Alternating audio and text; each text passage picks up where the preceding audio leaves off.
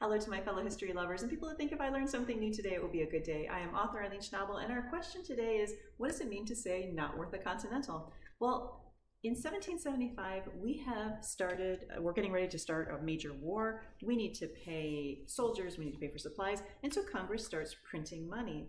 But there is a big problem.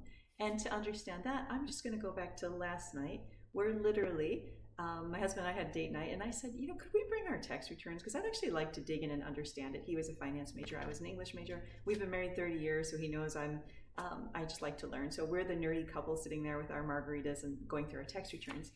Well, the difference between last night and 1775 is, in 1775, when the Congress is printing all this money, it doesn't have the power to tax. And you might think, well, that sounds pretty darn fabulous. That means you can have your margaritas and all the money you made is yours. The government hasn't taken anything. It all sounds pretty good. But here is the problem. At the end of our dinner, we're going to pay for the dinner. Obviously, it was more than $5, but work with me. And when we pay $5, we both, by I mean us and the restaurant, agree that $5 is worth $5. So if we paid them $5, they could go take this $5 and buy $5 worth of margarita mix.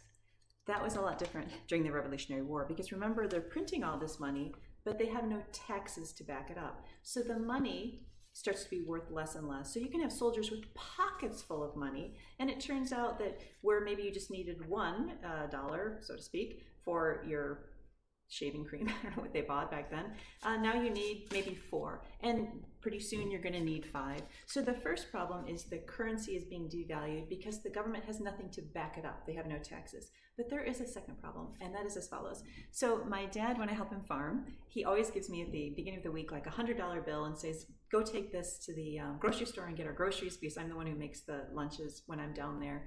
And if you've ever gone in with a $100 bill to a grocery store, they look at you like you're Al Capone. You've got some racket going on the side, and they hold it up and they try to see, is this really a $100 bill? Well, there's an even bigger problem because there were no safeguards back then. So let's say Congress is putting 3 of these into the currency, into the circulation, but counterfeiters were putting 3 more. So suddenly there's 6 in the circulation, and the value essentially gets down to pretty much might as well be a piece of paper. The entire currency collapses by 1781. So that's the phrase, not worth a continental, and that's the history of it. Anyway, thanks for letting me share. I will see you tomorrow.